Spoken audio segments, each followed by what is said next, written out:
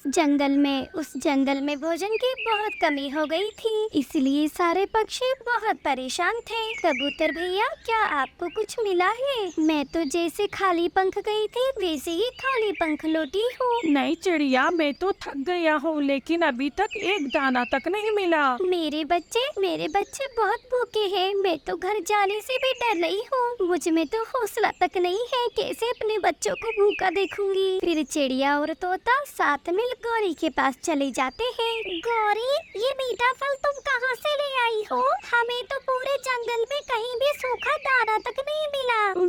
मैं गौरी कौवी हूँ। मैं तो किसी न किसी तरह भोजन ढूंढ ही लेती हूँ। पर गौरी बहन, तुम ये फल लाई कहाँ से हो? पहाड़ों के पास से लाई हूँ। पहाड़ों के पास? वहाँ तो बड़ी खतरनाक नागिन रहती है। हम तो डर के मारे उस दिशा में जाते ही नहीं है। वो नागिन सो रही थी, तो मैं चोरी से गई और मीठा फल तोड़ लाई। अब गौरी कौवी अपना फल लेके अपने घोंसले की तरफ चल देती है। गौरी वे मीठा फल अपने पति और बच्चे के साथ बड़े मजे से खाती है। दूसरे दिन गौरी पहाड़ों की तरफ मीठा फल लेने जाती है, मगर इस बार वे नागिन जागी हुई थी। रे काली कौवी, तुम्हारी हिम्मत कैसे हुई मेरे जंगल में आने की? गौरी कौवी जानती थी अगर उसे मीठा फल खाना है तो उसे किसी न किसी तरह नागिन से दोस्ती करनी ही होगी। नागिन जी, मेरी दोस्त, मैं यहाँ फल खाने नहीं बल्कि आपसे जरूरी बात करने आई हूँ। क्या बात करने आई हो? क्या हम दोनों दोस्ती नहीं कर सकते? मेरे जंगल में मीठे मीठे फल नहीं है, मगर ढेर सारे छोटे छोटे पक्षी हैं जो तुम्हें बहुत पसंद है, और तुम्हारे जंगल के मीठे मीठे फल मेरा भोजन है। छोटे पक्षियों की बात सुन नागिन के मुंह में पानी आ जाता है।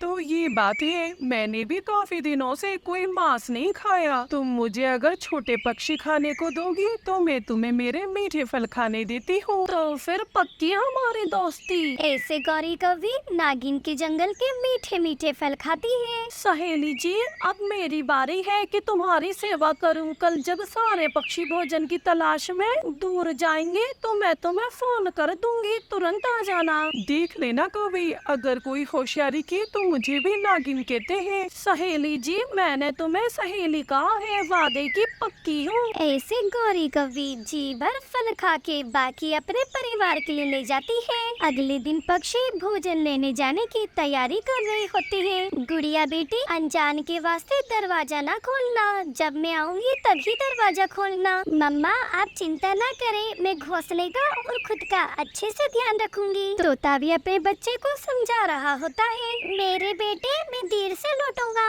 अपना ख्याल रखना। सब पक्षी मिल दूसरे जंगल निकल जाते हैं और पीछे से गौरी नागिन को फोन लगा देती है। सहेली जी, जल्दी जल्दी आ जाओ, अच्छा मौका है। तुम्हारा स्वादिष्ट भोजन तुम्हारा इंतजार कर रहा है। नागिन तेजी से पक्षियों के इलाके में आ जाती है। स्वागत है सहेली जी आपका, मेरे साथ साथ चले। सबसे पहले गौरी तोते के घर आ जाती है। सहेली जी, ये तोते का घर है, उसका छोटा सा बेटा घर में अकेला ही है, तुम इसे आसानी से खा सकती हो। मगर कौवी, घर का दरवाजा तो बंद है, मैं अभी खुलवाती हूँ। क्योंकि मैं हूँ आपकी गौरी चाची, जल्दी से दरवाजा खोलो। देखो अपने कीकी बेटे के लिए क्या क्या लेकर आई हूँ। गौरी चाची, ये तो गौरी चाची की आवाज है। कीकी जैसे ही दरवाजा खोलने जाता है, वे दरवाजे के सुराग से गौरी के साथ नागिन को भी देख लेता है। गौरी चाची, कुंडी बहुत ऊपर है, मैं नहीं खोल सकता।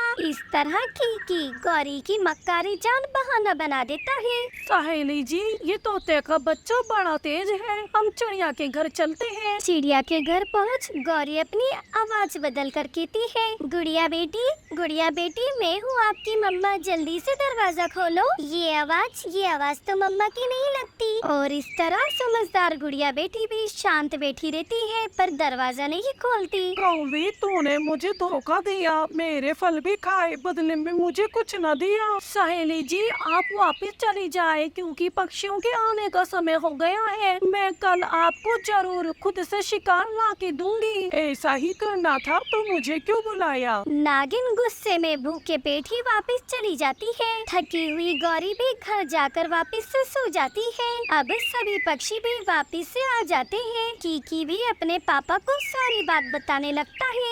पापा, गौरी चाची के साथ बहुत बड़ी नागिन थी, पर मैंने भी दरवाजा नहीं खोला तो वे गौरी हमारे पीठ पीछे हमारे बच्चों के साथ ऐसा कर रही है। अब तो इस गौरी को कुछ ना कुछ करना ही पड़ेगा। तोता सीधे चिड़िया के पास चला जाता है। इधर गुड़िया बेटी भी अपनी मम्मा को सारी बात बता रही होती है। तभी तोता भी वहाँ पहुँच जाता है। चलो चिड़िया, मेरे साथ चलो, अब कुछ ना किया तो ये गौरी हमारे बच्चे को मरवा देगी। मगर कहाँ जाना है तोते भैया? कुछ नहीं पूछो चिड़िया, बस तुम तो मेरे साथ चलो। फिर चिड़िया और तोता नागिन के पास चले जाते हैं और नागिन से थोड़ा दूर बैठ नागिन से कहने लगते हैं, नागिन जी, वो कौवे जब पक्षी होके पक्षियों की सगी ना हुई तो आपकी क्या होगी? वो आपको मरवाने के लिए हमारे जंगल लेकर आई थी। पर नागिन जी, हमने सोचा एक बार आपको सारा सच बता देते हैं, फिर ही आपको मारेंगे। उस कलूटी कौवे की इतनी मजाल, अब आए वो, मैं उसे मजा चखाऊंगी। नागिन के कान भर तोता चिड़िया वापस चले जाते हैं। दूसरे दिन गौरी फल खाने नागिन के पास चली जाती है। सहेली जी,